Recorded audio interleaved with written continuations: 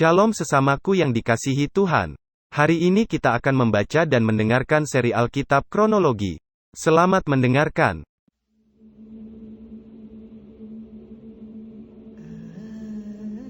Wahai negeri dengingan sayap di seberang sungai-sungai Ethiopia, yang mengirim duta-duta melalui laut dalam perahu-perahu pandan mengarungi permukaan air.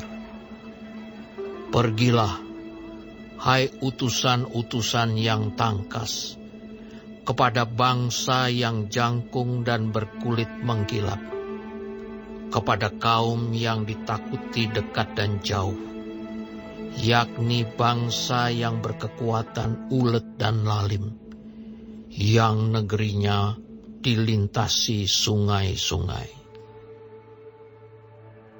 Hai semua penduduk dunia, hai orang-orang yang mendiami bumi, apabila panji-panji dinaikkan di gunung-gunung, lihatlah, apabila sangkakala ditiup, dengarlah, sebab beginilah firman Tuhan kepadaku.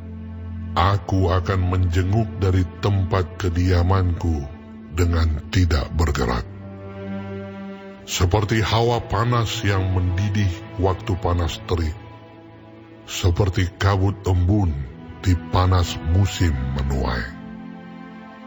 Sebab sebelum musim buah, apabila waktu berbunga sudah berakhir, dan gugusan putik menjadi buah anggur yang hendak masak, maka Tuhan akan mengerat ranting-rantingnya dengan pisau pemangkas, dan menyisihkan carang-carangnya dengan memancungnya. Semuanya itu akan ditinggalkan bertumpuk-tumpuk bagi burung-burung buas di pegunungan dan bagi binatang-binatang di hutan. Pada musim panas, burung-burung buas akan bermukim di situ, dan segala binatang hutan pada musim dingin.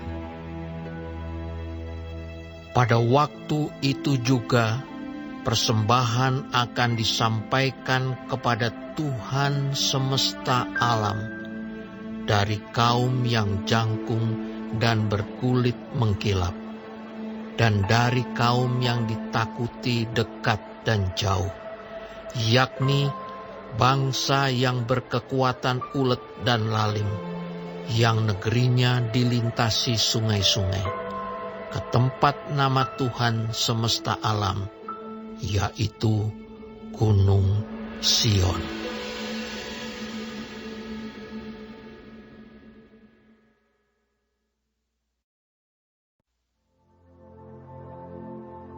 Ucapan ilahi terhadap Mesir. Lihat, Tuhan mengendarai awan yang cepat dan datang ke Mesir. Maka berhala-berhala Mesir gemetar di hadapannya, dan hati orang Mesir merana hancur dalam diri mereka. Aku akan menggerakkan orang Mesir melawan orang Mesir, supaya mereka berperang. Setiap orang melawan saudaranya, dan setiap orang melawan temannya. Kota melawan kota, kerajaan melawan kerajaan. Semangat orang Mesir menjadi hilang, dan rancangannya akan kukacaukan. Maka mereka akan meminta petunjuk kepada berhala-berhala dan kepada tukang-tukang jambi, kepada arwah dan kepada roh-roh peramal. Aku akan menyerahkan orang Mesir ke dalam tangan seorang tuan yang kejam, dan seorang raja yang bengis akan memerintah mereka. Demikianlah firman Tuhan, Tuhan semesta alam. Air dari sungai Nil akan habis, dan sungai itu akan menjadi tohor dan kering, sehingga terusan-terusan akan berbau busuk, dan anak-anak sungai Nil akan menjadi dangkal dan tohor. Gelagah dan teberau akan mati rebah. Rumput di tepi sungai Nil dan seluruh tanah persemaian pada sungai Nil akan menjadi kering ditiup angin dan tidak ada lagi. Para nelayan akan mengaduh dan berkabung, yaitu semua orang yang memancing di sungai Nil. Semua orang yang menjala di situ akan merana juga. Orang-orang yang mengolah lenan akan mendapat malu. Demikian juga tukang-tukang tenun kain putih. Mereka yang menenun akan remuk hatinya. Segala pekerja upahan akan bersedih hati. Para pembesar Zoan adalah orang-orang bodoh belaka. Para penasihat Firaun yang paling bijaksana memberi nasihat yang dungu. Bagaimanakah kamu dapat berkata kepada Firaun, "Aku ini anak orang-orang bijaksana, anak raja-raja zaman purbakala"? Di manakah orang-orang bijaksanamu? Biarlah mereka mengumumkan kepadamu, serta memberitahukan apa yang diputuskan Tuhan semesta alam tentang Mesir. Para pembesar Soan bertindak tolol. Para pembesar Memphis sudah teperdaya. Para pemuka suku-suku mereka telah memusingkan Mesir. Tuhan telah mencurahkan di antara mereka suatu roh kekacauan, dan mereka memusingkan Mesir dalam segala usahanya, sehingga seperti seorang mabuk yang pusing waktu muntah-muntah. Dan tidak ada usaha Mesir yang akan berhasil, yang dilakukan oleh pemimpin dan pengikut, oleh pemuka dan orang biasa. Pada waktu itu orang-orang Mesir akan seperti orang-orang perempuan. Mereka akan gemetar dan terkejut terhadap tangan Tuhan semesta alam yang diacungkannya kepada mereka. Maka tanah Yehuda akan menimbulkan kegemparan di antara orang Mesir, dan siapapun yang teringat kepadanya akan terkejut mendengar keputusan Tuhan semesta alam yang diambilnya mengenai mereka. Pada waktu itu akan ada 5 kota di tanah Mesir yang berbicara bahasa Kanaan, dan yang bersumpah demi Tuhan semesta alam. Satu di antaranya akan disebutkan Ir Heres. Pada waktu itu akan ada mesbah bagi Tuhan di tengah-tengah tanah Mesir, dan tugu peringatan bagi Tuhan pada perbatasannya. Itu akan menjadi tanda kesaksian bagi Tuhan semesta alam di tanah Mesir. Apabila mereka berseru kepada Tuhan oleh karena orang-orang penindas, maka Ia akan mengirim seorang juru selamat kepada mereka yang akan berjuang dan akan melepaskan mereka. Tuhan akan menyatakan diri kepada orang Mesir, dan orang Mesir akan mengenal Tuhan pada waktu itu. Mereka akan beribadah dengan korban sembelihan dan korban sajian, dan mereka akan bernazar kepada Tuhan serta membayar nazar itu. Tuhan akan menghajar orang Mesir, akan menghajar dan menyembuhkan, dan mereka akan berbalik kepada Tuhan, dan Ia akan mengabulkan doa mereka serta menyembuhkan mereka. Pada waktu itu akan ada jalan raya dari Mesir ke Asyur, sehingga orang Asyur dapat masuk ke Mesir, dan orang Mesir ke Asyur, dan Mesir akan beribadah bersama-sama Asyur. Pada waktu itu Israel akan menjadi yang ketiga di samping Mesir dan di samping Asyur, suatu berkat di atas bumi, yang diberkati oleh Tuhan semesta alam dengan berfirman, Diberkatilah Mesir, umatku, dan Asyur, buatan tanganku, dan Israel, milik pusakaku.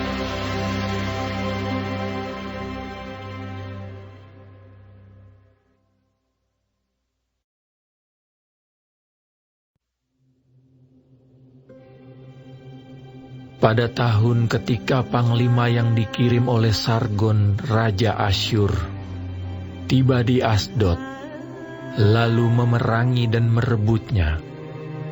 Pada waktu itu, berfirmanlah Tuhan melalui Yesaya bin Amos. Firman-Nya, Pergilah dan bukalah kain kabung dari pinggangmu, dan tanggalkanlah kasut dari kakimu. Lalu ia pun berbuat demikian. Maka berjalanlah ia, telanjang dan tidak berkasut. Berfirmanlah Tuhan, Seperti hambaku Yesaya berjalan telanjang dan tidak berkasut 3 tahun lamanya, sebagai tanda dan alamat terhadap Mesir dan terhadap Ethiopia. Demikianlah Raja Asyur akan menggiring orang Mesir sebagai tawanan dan orang Ethiopia sebagai buangan. Tua dan muda, telanjang dan tidak berkasut, dengan pantatnya kelihatan, suatu penghinaan bagi Mesir. Maka orang akan terkejut dan malu karena Ethiopia, pokok pengharapan mereka, dan karena Mesir, kebanggaan mereka. Dan penduduk tanah Mesir ini akan berkata pada waktu itu, Lihat, beginilah nasib orang-orang yang kami harapkan. Kepada siapa kami melarikan diri minta pertolongan, supaya diselamatkan dari Raja Asyur? Bagaimana mungkin kami terluput?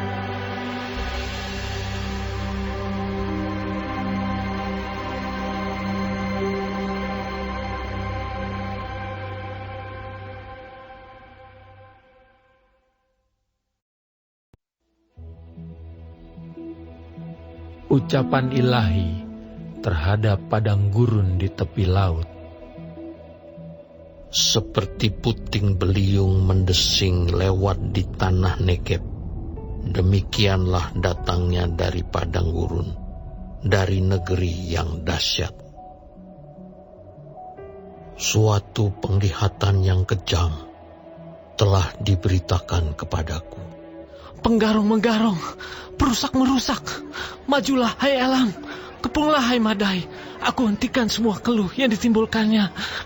Sebab itu pinggangku amat sakit. Sakit mulas menimpa aku, seperti sakit mulas perempuan yang melahirkan. Aku terbungkuk-bungkuk, tidak mendengar lagi. Aku terkejut tidak melihat lagi. Hatiku gelisah, kekejutan meliputi aku. Malam hari yang selalu kurindukan itu sekarang menggentarkan aku. Orang sibuk menyajikan hidangan, mengatur tempat-tempat duduk, makan, minum, tiba-tiba kedengaran. Hai para panglima, siaplah tempur, minyakilah perisai. Sebab beginilah firman Tuhan kepadaku. Pergilah, tempatkanlah seorang peninjau. Apa yang dilihatnya haruslah diberitahukannya. Apabila dilihatnya pasangan-pasangan orang berkuda, pasukan keledai, pasukan unta, maka haruslah diperhatikannya sungguh-sungguh dengan penuh perhatian. Kemudian berserulah orang yang melihat itu. Di tempat peninjauan, ya tuanku, aku berdiri sehari suntuk. Dan di tempat pengawalanku, aku terpancang setiap malam. Lihat, itu sudah datang sepasukan orang, pasangan orang berkuda. Lalu berserulah ia, katanya, Sudah jatuh Babel, dan segala patung berhalanya telah dirembukan dan bertaburan di tanah.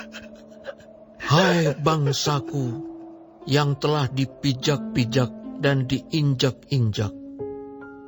Apa yang kudengar dari Tuhan semesta alam, Allah Israel, telah kuberitahukan kepadamu. Ucapan ilahi terhadap Duma. Ada seorang berseru kepadaku dari Seir. Hai pengawal, masih lama malam ini. Hai pengawal, masih lama malam ini. Pengawal itu berkata, pagi akan datang, tetapi malam juga. Jika kamu mau bertanya, datanglah bertanya sekali lagi. Ucapan ilahi terhadap Arabia. Di belukar di Arabia kamu akan bermalam, hai kafilah-kafilah orang Dedan. Hai penduduk tanah Tema, keluarlah, bawalah air kepada orang yang haus. Pergilah, sambutlah orang pelarian dengan roti. Sebab mereka melarikan diri terhadap pedang.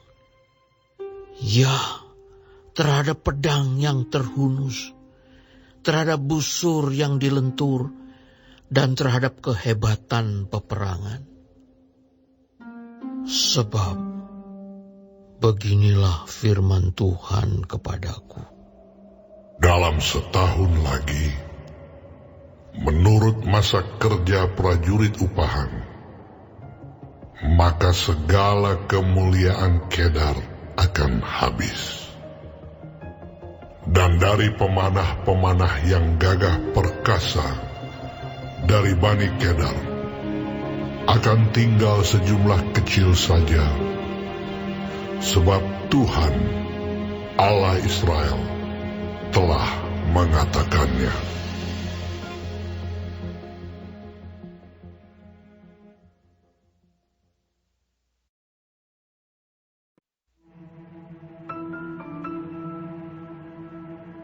Ucapan ilahi terhadap lembah penglihatan. Ada apa gerangan? maka semua pendudukmu naik ke sotoh-sotoh rumah. Hai kota yang bersorak riuh dan ribut gembira, hai negeri yang beria-ria, orang-orangmu yang mati terbunuh, bukanlah terbunuh oleh pedang, dan bukanlah gugur dalam peperangan. Semua panglimamu sama-sama melarikan diri. Mereka tertawan tanpa tembakan panah. Semua orang-orang kuatmu sama-sama tertawan, biarpun mereka sudah lari jauh-jauh. Sebab itu aku berkata, buanglah mukamu terhadap aku.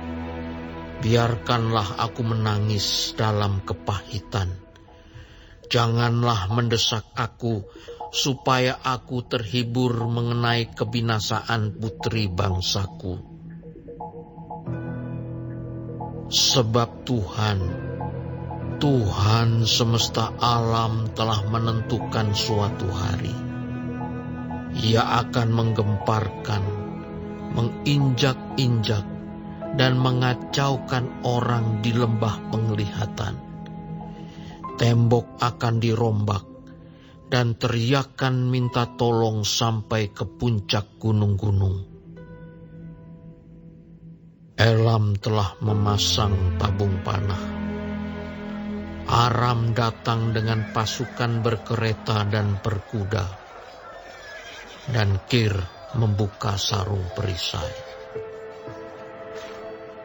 Maka lembah-lembahmu yang paling indah penuh dengan kereta, dan pasukan berkuda berbaris di hadapan pintu gerbang, dan Yehuda kehilangan perlindungan. Pada waktu itu, engkau memandang kepada perlengkapan senjata di gedung hutan.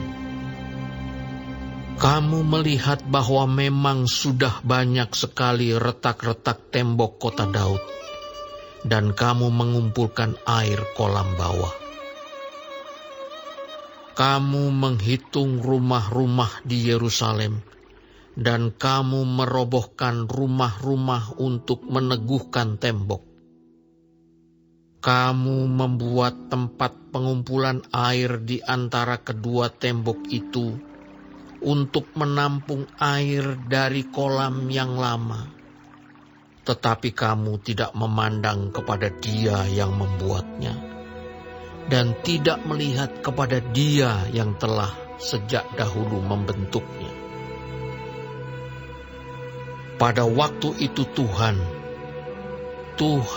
semesta alam menyuruh orang menangis dan meratap, dengan menggundul kepala dan melilitkan kain kabung. Tetapi lihat, di tengah-tengah mereka ada kegirangan dan sukacita, membantai lembu dan menyembelih domba, makan daging dan minum anggur, sambil berseru, Marilah kita makan dan minum, sebab besok kita mati. Tetapi Tuhan semesta alam menyatakan diri dan berfirman kepadaku, Sungguh, kesalahanmu ini tidak akan diampuni sampai kamu mati. Firman Tuhan, Tuhan semesta alam. Beginilah firman Tuhan, Tuhan semesta alam. Mari, pergilah kepada kepala istana ini, kepada Sebna yang mengurus istana, dan katakan, ada apamu dan siapamu di sini? Maka engkau menggali kubur bagimu di sini, hai yang menggali kuburnya di tempat tinggi, yang memahat kediaman baginya di bukit batu. Sesungguhnya Tuhan akan melontarkan engkau jauh-jauh, hai orang. Ia akan memegang engkau dengan kuat-kuat dan menggulung engkau keras-keras menjadi suatu gulungan, dan menggulingkan engkau seperti bola ke tanah yang luas. Disitulah engkau akan mati, dan disitulah akan tinggal kereta-kereta kemuliaanmu, hai engkau yang memalukan keluarga Tuhanmu. Aku akan melemparkan engkau dari jabatanmu, dan dari pangkatmu engkau akan dijatuhkan. Maka pada waktu itu, aku akan memanggil hambaku, Eliakim bin Hilkiah. Aku akan mengenakan jubahmu kepadanya, dan ikat pinggangmu akan kuikatkan kepadanya, dan kekuasaanmu akan kuberikan ke tangannya. Maka ia akan menjadi bapa bagi penduduk Yerusalem dan bagi kaum Yehuda. Aku akan menaruh kunci rumah Daud ke atas bahunya. Apabila ia membuka, tidak ada yang dapat menutup. Apabila ia menutup, tidak ada yang dapat membuka.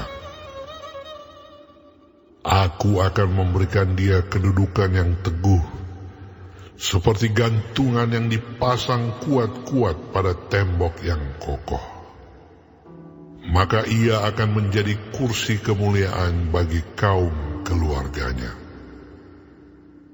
Dan padanya akan digantungkan segala tanggungan kaum keluarganya, tunas dan taruk, beserta segala perkakas yang kecil, dari piring pasu sampai periuk belanga.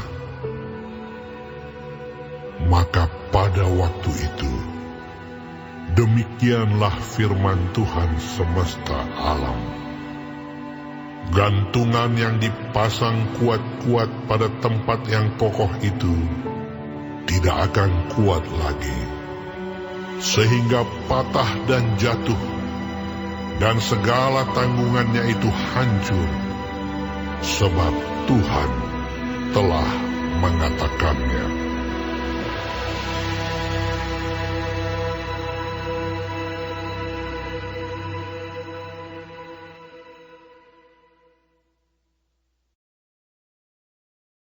Hari ini kita telah mendengarkan seri Alkitab Kronologi. Tuhan Yesus memberkati.